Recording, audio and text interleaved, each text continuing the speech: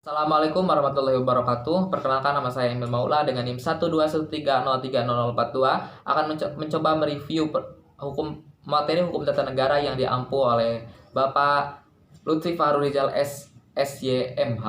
Hukum tata negara memiliki pengertian secara etimologi yang diambil dari bahasa Inggris, yakni constitutional law atau hukum konstitusi, dan stadrecht yang diambil dari bahasa Belanda yang artinya hukum negara. Maka secara istilah, hukum tata negara yaitu hukum atau sekumpulan aturan yang mengatur hubungan antara alat kelengkapan negara atau antara pejabat negara atau pelaksana negara, sesama pelaksana negara juga, ataupun pelaksana negara atau alat kelengkapan negara dengan rakyat atau masyarakat yang menjadi tanggung jawabnya. Hukum tata negara memiliki cakupan atau ruang lingkup pembahasannya, yakni mengenai organisasi negara, struktur pejabat pemerintahan, dan pembagian kekuasaan. Asas-asas hukum tata negara. Asas-asas hukum tata negara ini bisa dikatakan sebagai karakter atau prinsip dasar yang menjadi dasar pelaksanaan daripada hukum tata negara atau negara yang memiliki hukum. Bentuk-bentuk negara hukum itu ada dua. Pertama ada formil dan kedua ada material. Yang formil itu mengedepankan individu, ya, sehingga negara tidak memberikan kebebasan yang sebebas-bebasnya, tidak juga mengekang, apalagi mengekang warganya gitu. Yang kedua ada material. Secara material itu lebih bersifatnya kolektivitas dan negara memiliki dominasi gitu. Jadi negara itu memiliki kekuasaan lebih daripada rakyatnya begitu. Yang kedua ada asas-asas hukum tata negara gitu. Selain daripada bentuk-bentuk negara hukum, asas-asas daripada hukum tata negara ini pertama mengedepankan asas-asas kesatuan, ya. Asas-asas kesatuan itu mengedepankan asas dekonsentrasi, asas desentralisasi, dan asas pembantuan begitu. Asas dekonsentrasi itu memberikan tugas negara atau pemerintah pusat kepada pemerintah daerah. Adapun dekonsentrasi begitu ya. Desentralisasi itu memberikan hak otonomi daerah kepada daerahnya. Adapun hak pembantuan yaitu negara berhak untuk meminta bantuan kepada pemerintahan daerah. Yang kedua ada daripada asas hukum tata negara selain pada asas negara kesatuan, yaitu asas negara hukum, ya. Asas negara hukum ini pasti menjunjung tinggi dan melindungi hukum dan hak asasi manusia, dan juga memberikan kebebasan kepada masyarakatnya untuk berserikat, berkumpul, memberikan pendapat di muka umum baik secara tulisan maupun secara lisan gitu. Itu asas negara hukum, ya. Dan peradilan yang bebas dari intervensi manapun. Adapun asas-asas demokrasi gitu ya. Asas demokrasi itu meliputi pemilihan umum yang dilakukan secara periodik. Jadi kekuasaan pemerintah itu dapat dibatasi dan dirotasikan begitu. Pemilu itu menjunjung tinggi asas langsung, umum, bebas, rahasia, jujur, dan adil gitu. Selain itu daripada asas demokrasi juga tentunya memberikan kesempatan kepada masyarakat, kepada rakyatnya untuk berpartisipasi secara bebas terhadap penyelenggaraan negara, sehingga penyelenggara dapat diawasi langsung oleh rakyatnya. Lanjut ke materi yang ketiga, yakni mengenai tipe atau bentuk-bentuk daripada negara. Tipe atau bentuk negara ini di dunia ini dapat dibagi terhadap dua bagian, ya. Pertama ada negara kesatuan, yang kedua ada negara bagian atau negara federal. Nah, negara yang dengan bentuk kesatuan ini hanya memiliki satu konstitusi, memiliki satu pemerintahan pusat atau yang bersifat sentralistik. Pemerintahan pusat itu memiliki kekuasaan penuh, ya. Adapun tapi mengakui pemerintahan daerah yang disebut kekuasaan lokal atau pemerintahan lokal. Nah, hanya satu kewarganegaraan.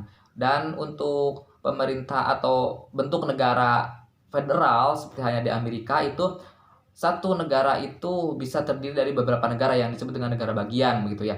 Nah, negara federal yang pusatnya itu tidak memiliki kekuasaan yang kuat karena memiliki kekuasaan, dan negara itu ada kekuasaan ganda, ya, tidak hanya kekuasaan pusat saja. Nah, maka kekuasaan pusat itu tidak mutlak, tidak seperti halnya di negara kesatuan, karena di negara federal ada yang namanya dengan negara bagian. Yang selanjutnya ada materi keempat atau dalam pertemuan kelima, yaitu membahas mengenai bentuk dan sistem pemerintahan. Bentuk dan sistem pemerintahan, bentuk negara ya, bentuk pemerintahan, mohon maaf, bentuk pemerintahan itu ada bentuknya autokrasi yang dipimpin oleh yang hanya dikuasai oleh satu orang. Yang kedua ada oligarki yang dikuasai oleh sebagian kelompok. Yang ketiga ada monarki. Monarki itu dikuasai oleh satu orang, tapi bedanya dengan autokrasi itu tidak secara turun temurun. Kalau monarki itu secara turun temurun ya. Yang keempat ada bentuknya republik. Nah, itu kan kembali publik itu kepada publik, artinya kembali kepada rakyat. Adapun siklus teori daripada bentuk pemerintahan itu berawal dari monarki. Monarki jatuh menjadi tirani. Tirani akan berubah menjadi autokrasi di mana dipimpin oleh seorang yang cerdas gitu ya. Lanjut lagi menjadi oligarki lanjut menjadi demokrasi, setelah demokrasi kembali lagi kepada monarki. Itu siklus teorinya, itu menjadi bentuk pemerintahan. Adapun sistem pemerintahan itu di dunia ada dua, ada presidensial dan parlementer. Untuk presidensial itu pemerintah sama dengan parlementer, artinya tidak bisa saling membubarkan.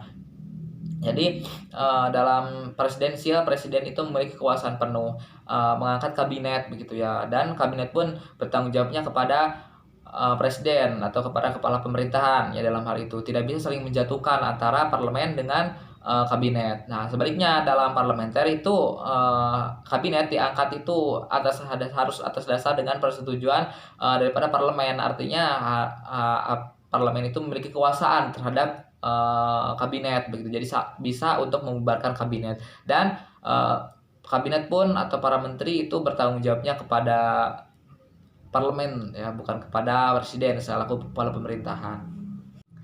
Negara autokrasi modern dan negara demokrasi modern ya. Kenapa disebut modern? Karena hadirnya di zaman modern gitu ya, kira-kira seperti itu. Dan masih mengadakan sesuatu yang modern gitu ya, sudah menghilangkan konservatisme begitu, kira-kira seperti itu.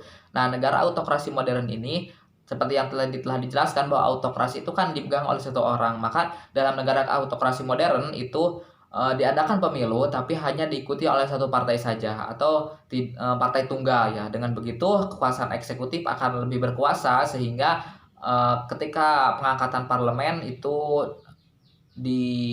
diangkatnya oleh penguasa sendiri, ditempatkannya oleh penguasa sendiri begitu. Jadi eksekutif lebih dominan, negara lebih dominan dalam hal ini begitu. Nah, contohnya seperti fasisme Italia, Nazisme Jerman gitu, dan kekaisaran di Jepang. Nah, dan yang selanjutnya yaitu negara demokrasi modern dengan menjunjung nilai-nilai demokrasi ya, dari rakyat oleh rakyat dan untuk rakyat. Nah, dalam negara demokrasi modern ini berbeda dengan yang autokrasi, artinya partainya itu tidak hanya satu tapi menganut sistem multipartai. Dengan cara itu penguasa tidak lebih berkuasa daripada rakyat lebih berkuasa atas hal itu, dan kekuasaan itu lebih ke undang-undang. Jadi walaupun siapa saja termasuk pemimpin, termasuk penguasa akan tunduk kepada yang namanya undang-undang gitu. Selanjutnya yaitu materi terakhir ya, materi dalam pertemuan ke-7 ini membahas mengenai pembagian kekuasaan. Tapi menurut saya ini lebih ke pemisahan kekuasaan, artinya lebih ke setara gitu ya. Kalau pembagian kekuasaan itu ke bawah, seperti pemerintahan pusat kepada pemerintahan daerah itu pembagian, dibagi. Nah, kalau ini pemisahan kekuasaan ya, yaitu antara sebagaimana teori daripada trias politika Montesquieu, bahwasanya negara itu terdiri dari 3 kamar. Pertama ada eksekutif, ada legislatif, dan yudikatif. Eksekutif untuk melaksanakan, yang di dalamnya adalah pemerintah. Yang kedua ada legislatif ya, sebagai wakil rakyat ya, yang untuk menyampaikan aspirasi. Dan ketiga kekuasaan peradilan, yaitu yudikatif yang bebas dari intervensi manapun begitu, untuk menjunjung sebuah keadilan. Itu saja, terima kasih. Wassalamualaikum warahmatullahi wabarakatuh.